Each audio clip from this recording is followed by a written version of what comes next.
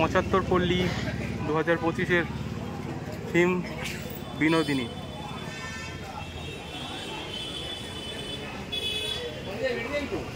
বাংলার নাট্য দিগন্তে যিনি প্রথম অভিনেত্রী হিসাবে নিজের ছাপ রেখেছিলেন তার নাম নটি বিনোদিনী। আর সেই ছাপ এবং তার সেই সমস্ত গল্পের কাহিনীকেই ফুটিয়ে তোলা হয়েছে এই মণ্ডপে।